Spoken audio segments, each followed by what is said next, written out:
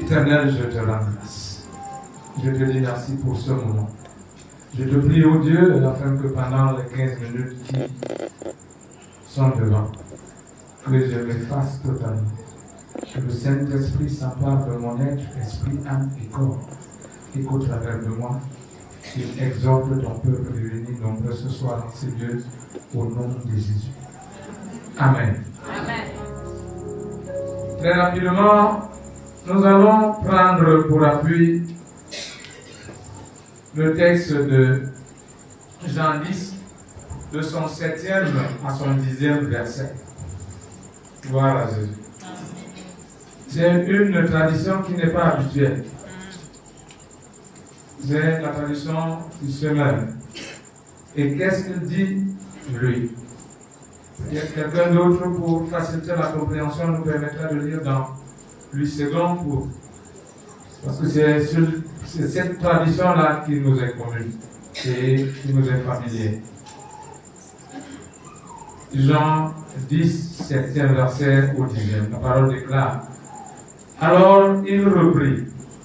Vraiment, je vous l'assure, je suis la porte par où passent les brebis. Tous ceux qui sont venus avant moi étaient des voleurs et des brigands. Mais les brebis ne les ont pas écoutés. C'est moi qui suis la porte. Celui qui entre par moi sera sauvé. Il pourra aller et venir librement. Il trouvera de quoi se nourrir. Le voleur vient seulement pour voler, pour tuer, pour détruire. Moi, je suis venu afin que les hommes aient la vie, une vie abondante. Parole du Seigneur. Amen. Je crois que nous sommes suivis. Amen. Amen. Et le thème de cette exhortation, c'est Jésus-Christ est la porte de ton entrée en 2024. 2025. Gloire à Jésus. Amen. Jésus-Christ, la porte de ton entrée, de mon entrée, de notre entrée en 2025. Gloire à Jésus. C'est 4 versets au total. 7, 8, 9 et 10. 4. Un examen très rapide de ces 4 versets nous montre qu'ils sont divisés en deux groupes. Amen. Le verset 7, Jésus assure. Il dit qu'il est la porte où passent les brebis. Ça veut dire que si tu t'amuses à passer par une autre porte pour atteindre 2025, tu cours le risque de périr avant de commencer. Amen. Gloire à Jésus. Amen. Jésus est sans appel. Il dit, tu ne passeras pas par un autre chemin. Si tu t'amuses à prendre un autre chemin, tu cours le risque de courir vers les difficultés. On a dit que c'est une année de grâce et de vengeance. Gloire à Jésus. Amen. La grâce, c'est ce qu'on ne mérite pas, mais qu'on nous octroie, qu'on nous donne gratuitement. Jésus dit qu'il est prêt à donner gratuitement à ceux qui passent par la porte. Mais ceux qui s'amuseront à passer par devers la porte, ou alors par les portes contournées, non, le Seigneur se levera, la vengeance se manifestera. Amen. Parce que la vengeance est une réponse à une offense. Et le Seigneur avait dit que c'est lui la vengeance, c'est lui la rétribution. Gloire à Jésus. Amen. Ça veut dire que, bien-aimé en Christ, pour ce nouveau départ, pour cette année nouvelle qui s'ouvre devant nous, le frère a parlé des choix. Gloire à Jésus. Le choix est capital. La détermination est capitale. Je dois m'aligner. Je dois m'aligner sans avare vers Jésus-Christ. Ou alors derrière Jésus-Christ. Mais s'aligner derrière Jésus-Christ, c'est quoi? Est-ce que parce que je me serais aligné? Non, je suis aligné. Alors je suis aligné. Non, c'est pas ça. Il est question de rentrer dans la parole de Dieu, la Bible, d'apprendre les principes de vie divins. Gloire à Jésus. Amen. Il est question que dès demain matin, Que chacun de nous s'engage à apprendre de Jésus. Parce que si tu ne sais pas ce que veut Jésus, tu ne pourras pas. Gloire à Jésus. Il faudrait déjà que tu te donnes de posséder la volonté de Jésus afin de pouvoir la mettre en pratique. Gloire à Jésus.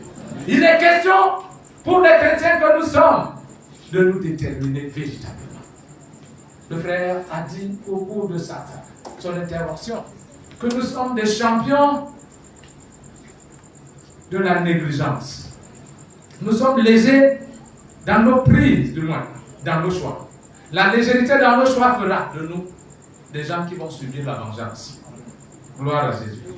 Que Dieu nous aide pour l'année qui commence. Nous sommes déjà... Non, nous avons déjà toqué à la porte. Parce que si nous sommes là ce soir, c'est parce que nous avons fait allégeance à Jésus. C'est déjà la bonne part. Mais ce n'est pas suffisant, bien-aimé en Christ. Parce que sur le chemin, tu rencontreras Satan. Et j'aime dire que tant que nous resterons dans cette enveloppe charnelle sur la terre, l'activité de Satan ne s'arrêtera pas. L'activité de Satan sera permanente jusqu'à ce que nous quittions ce corps souillé. Alors, que doit faire le chrétien? De redoubler de vigilance, de renforcer son engagement.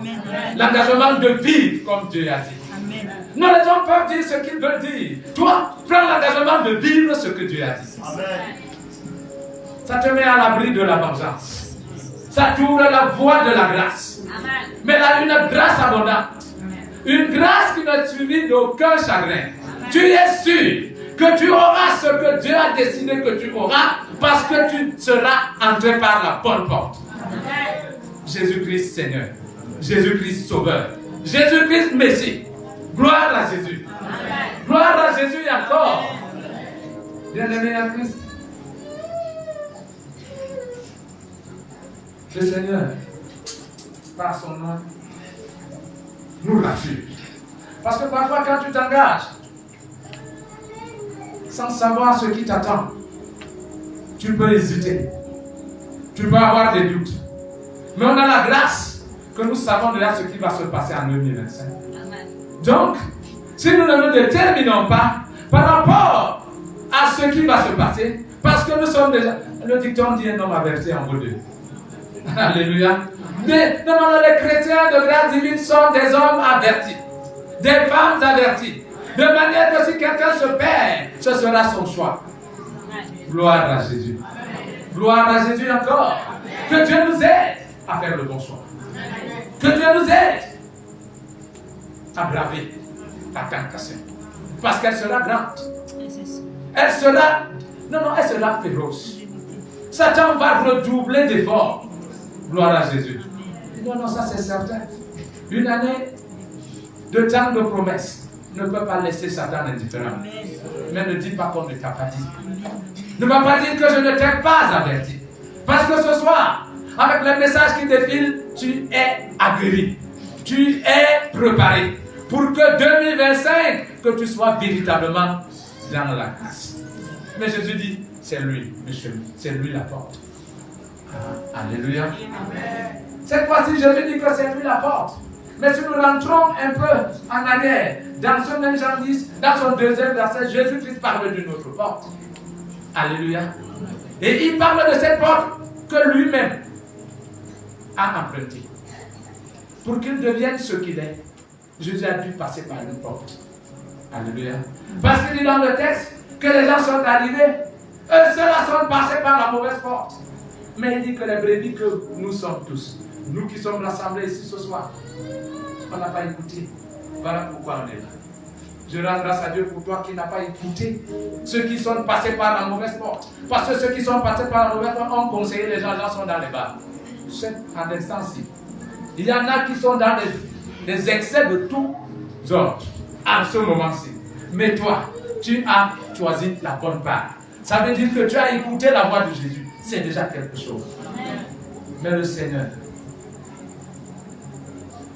la nuit de son départ dans la chambre haute, a dit aux disciples que le tout n'est pas de savoir ces choses, mais il faut les mettre en pratique. Amen. Gloire à Jésus. Amen. Je t'appelle ce soir De ne pas seulement écouter. Ne reste pas seulement écouter, mais prendre la décision de mettre ces choses en pratique. Que la vie de Jésus, que la volonté de Jésus, que l'enseignement de Jésus soit ta boussole. Amen. Que Dieu bénisse son les